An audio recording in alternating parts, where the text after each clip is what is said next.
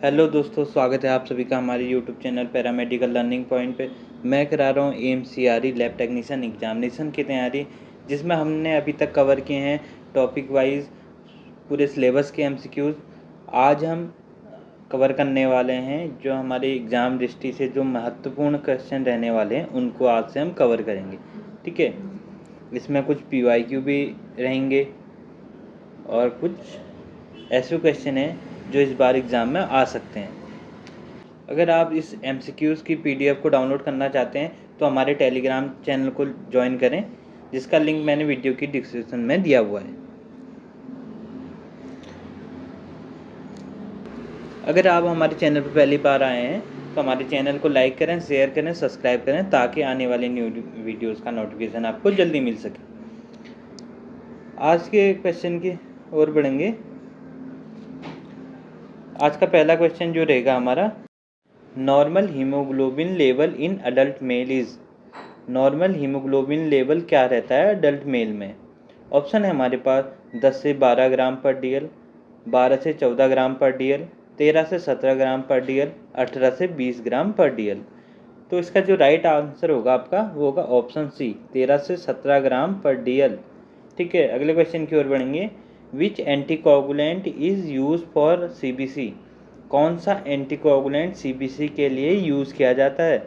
Option है हमारे पास sodium citrate, EDTA, heparin, oxalate. तो इसका जो राइट आंसर होगा आपका वो होगा option B, EDTA, ethyl diamine tetra acetic acid. Option B आपका राइट आंसर होगा। ठीक है, सोडियम साइट्रेट का करते हैं हम कोगुलेशन स्टडीज़ के लिए। जो हमारा ब्लू टॉप ट्यूब होता है उसमें हमारा सोडियम साइट्रेट होता है। ठीक है, हिपेरिन करते हैं हम ABG के लिए और TB गोल्ड के लिए। ऑक्जिलेट करते हैं हम शुगर के लिए, ग्लूकोज के लिए। ठीक है, अगले क्वेश्चन की ओर बढ़ेंगे। Haematocytometry is use for. Haematocytometry क्यों यूज किया जाता है? ऑप्शन है हमारे पास haemoglobin estimation, blood grouping, RBC WBC counting, ESR। तो इसका जो हेमेटोसाइटोमेट्री यूज करते हैं हम, इसका जो राइट आंसर रहेगा आपका option C, RBC WBC counting. इसे हम न्यू बॉर भी कहते हैं, न्यू बॉर चैम्बर भी कहते हैं। ठीक है, ऑप्शन सी आपका राइट आंसर होगा। अगले क्वेश्चन की ओर बढ़ेंगे। ESR is measured by. किसके द्वारा ESR मेजर किया जाता है? ऑप्शन है हमारे पास Sahli's method, Westergren method, cyanmethaemoglobin method, Neubauer method. ESR हम करते हैं वेस्टर्न गेन मेथड से। ऑप्शन बी आपका राइट आंसर होगा। इसके अलावा हम करते हैं विंड्रो ट्यूब मेथड से। ठीक है,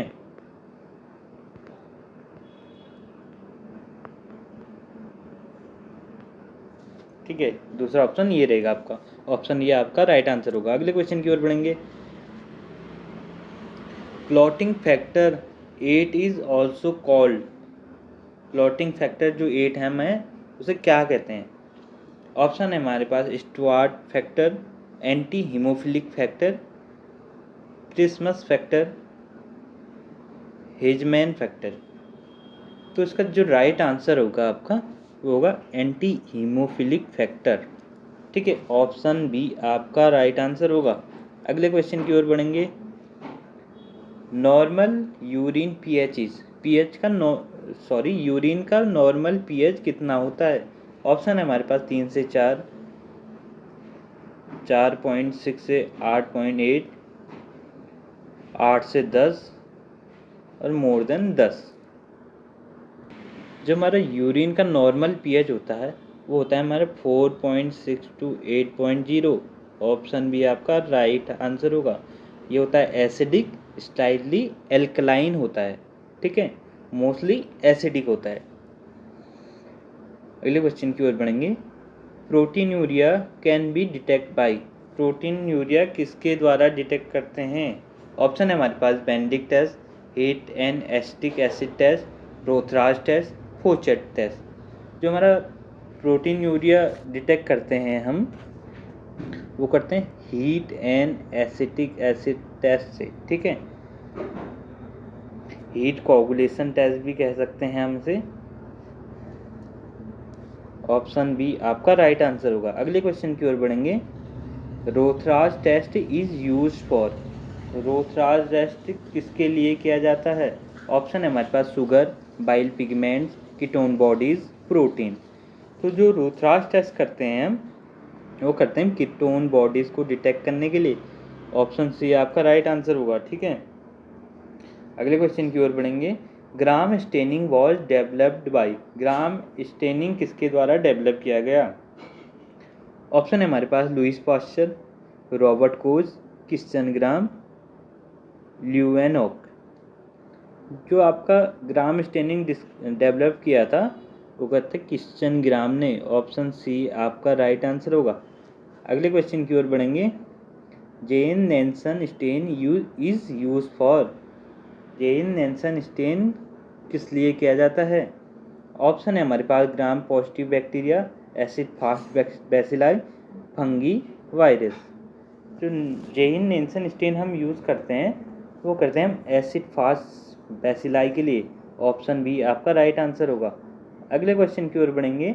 Widal test is use for diagnosis of, Widal test किसके डायग्नोसिस के लिए किया जाता है? ऑप्शन है हमारे पास tuberculosis, typhoid fever, malaria, cholera. तो विडाल टेस्ट होता है हमारा, वो हम करते हैं टाइफॉइड फीवर के लिए। ऑप्शन बी आपका राइट आंसर होगा। अगले क्वेश्चन की ओर बढ़ेंगे। India ink preparation is use to detect, Indian ink preparation किसके डिटेक्ट के लिए किया जाता है? ऑप्शन है हमारे पास candida, cryptococcus neoformans, aspergillus, mucor. तो जो इसका राइट आंसर होगा आपका वो होगा क्रिप्टोकोकस न्यूफॉर्मेंस। ऑप्शन बी आपका राइट आंसर होगा। अगले क्वेश्चन की ओर बढ़ेंगे। Normal fasting blood glucose, normal fasting blood glucose कितना होता है? ऑप्शन हमारे पास 50 to 80 mg/dl, 70 to 110 mg/dl, 110 to 140 mg/dl, more than 150 mg/dl। तो इसका जो राइट आंसर होगा आपका वो होगा ऑप्शन बी 70 to 110 mg/dl, ठीक है।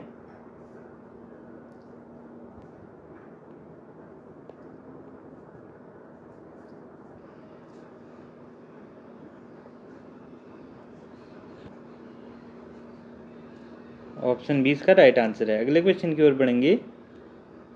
Benedict test detects, Benedict test क्या डिटेक्ट करता है? ऑप्शन है हमारे पास protein, ketones, reducing sugar, bile pigment. तो इसका जो राइट आंसर होगा आपका होगा रिड्यूसिंग शुगर। ऑप्शन सी आपका राइट आंसर होगा। बेंडिक टेस्ट में हम देखते हैं रिड्यूसिंग शुगर। अगले क्वेश्चन की ओर बढ़ेंगे। Jaffe's method is use to estimation, Jaffe's method किसके एस्टिमेशन के लिए किया जाता है? ऑप्शन है हमारे पास यूरिया, क्रेटनिन, बिलिरुबिन, कोलेस्ट्रॉल। तो जो हमारे जेफीज मेथड हम यूज़ करते हैं वो करते हैं हम क्रेटनिन के लिए। ऑप्शन बी आपका राइट आंसर होगा। अगले क्वेश्चन की ओर बढ़ेंगे। Universal donor blood group is, universal donor जो ब्लड ग्रुप है हमारा वो कौन सा है? ऑप्शन है हमारे पास A B positive, O negative, A B negative, O negative. तो इसका जो राइट आंसर होगा आपका option B O negative. Universal donor कौन होता है? O negative. अगले क्वेश्चन की ओर बढ़ेंगे। Coombs test is use for detection of, Coombs test किसके डिटेक्शन के लिए किया जाता है? ऑप्शन है हमारे पास RH antigen, incomplete antibodies, HBS, malaria parasite. तो जो हमारा कूम्स टेस्ट करते हैं हम इनकम्प्लीट एंटीबॉडीज़ को डिटेक्ट करने के लिए करते हैं।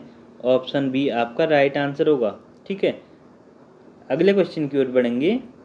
Cross matching is done to, cross matching क्यों किया जाता है? ऑप्शन है हमारे पास detect malaria, check donor recipient compatibility, detect HIV, major HB। तो जो हमारा क्रॉस मैचिंग हम करते हैं वो करते हैं चेक डोनर रिसिपिएंट कंपेबिलिटी जो टेस्ट होता है हमारा, उसके लिए हम क्रॉस मैचिंग टेस्ट करते हैं, जिसमें हमारा डोनर का सेल जो हमारे RBCs होती हैं वो लेते हैं हम ब्लड सेल्स, और पेशेंट का आता है हमारा सीरम, फिर हम कंपेबिलिटी चेक करते हैं। अगले क्वेश्चन की ओर बढ़ेंगे। Fixative commonly use in histopathology.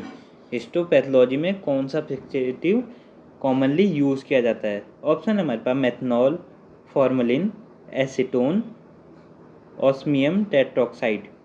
जो हमारा कॉमनली यूज़ होने वाला फिक्सेटिव है हिस्टोपैथोलॉजी में वो हमारा फॉर्मलिन। ऑप्शन बी आपका राइट आंसर होगा, ठीक है, ऑप्शन बी आपका राइट आंसर होगा। अगले क्वेश्चन की ओर बढ़ेंगे। Pap stain is used in. Pap smear use किया जाता है। ऑप्शन हमारे पास हेमेटोलॉजी, साइटोलॉजी, बायोकेमिस्ट्री, इम्यूनोलॉजी। जो हमारा पैप स्टेन होता है वो करते हैं हम साइटोलॉजी में। ऑप्शन बी आपका राइट आंसर होगा, ठीक है। अगले क्वेश्चन की ओर बढ़ेंगे। Malaria parasite is transmitted by. Malaria parasite किसके द्वारा फैलता है? ऑप्शन है हमारे पास Aedes, Anopheles, Culex, sand fly. जो हमारा मलेरिया पैरासाइट है वो फैलता है हमारा एनाफ्लीज से। ऑप्शन बी आपका राइट आंसर होगा, ठीक है। अगले क्वेश्चन की ओर बढ़ेंगे। काला आजार इज कॉज्ड बाय। काला आजार किसके द्वारा होता है? ऑप्शन है हमारे पास Plasmodium, Leishmania donovani, Trypanosoma, filaria. तो इसका जो राइट आंसर होगा आपका वो होगा लिस्मेनिया डोनोनी। ऑप्शन बी आपका राइट आंसर होगा। अगले क्वेश्चन की ओर बढ़ेंगे।